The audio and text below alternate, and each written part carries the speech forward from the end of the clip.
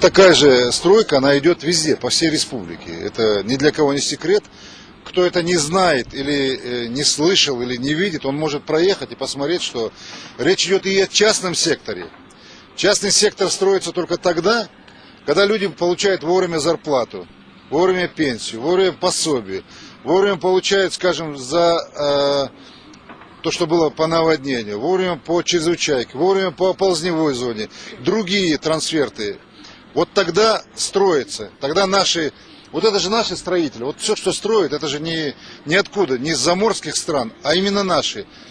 Кирпич привозят наши водители участвуют, наши строители, это тоже рабочие места, это очень важно.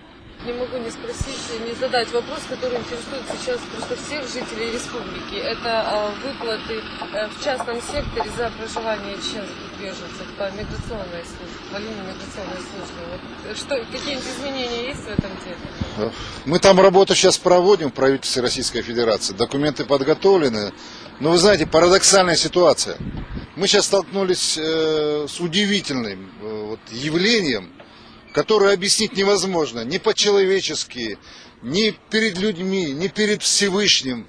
У нас получилось так, что сумма обозначена 532 миллиона за проживание чеченских беженцев в арендуемых помещениях в частном секторе, а решение уже сделано на 8 миллиардов. Сокетыш, сун хаза, сун баргдейн хамдахтас. Чеченцев в мире столько не проживало.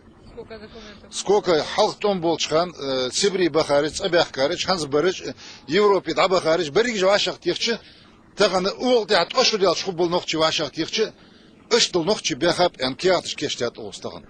Из Харсда, из Ниста, из Далхалич Книста, на 500 миллионов маркез. Ахчицахалч, Халла Хадяка. На 8 миллиардов решение шхаиче, асханин дацикачи бехки вармалвадда президенту.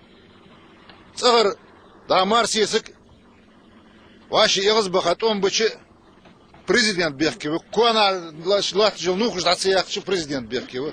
Ашт омликви, но ерди ервейк нах карды болыш. Вейк нах билы болыш. Хамдакер.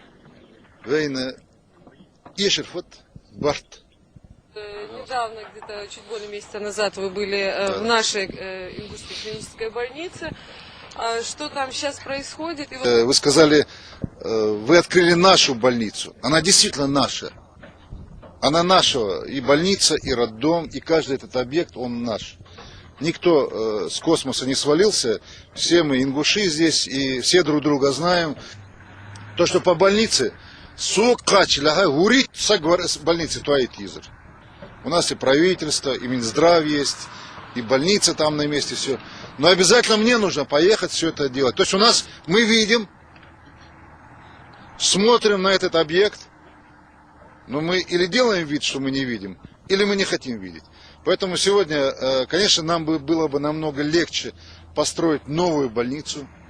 Сегодня там 5-й этаж заканчиваем, и по мере продолжения работы они приходят, не нарушая работу, спустятся туда на 1-й этаж и завершат работу. Это во дворе тоже. Обязательно, обязательно. Я вот несколько дней назад там был, и до этого. Ну, вот у нас такая республика, президентская республика. Нам держать надо все на контроле, хочешь не хочешь. По-другому нет. Потому что мы знаем все, кто что должен сделать. Но мы не знаем и не делаем то, что должны делать мы сами. Удачи вам.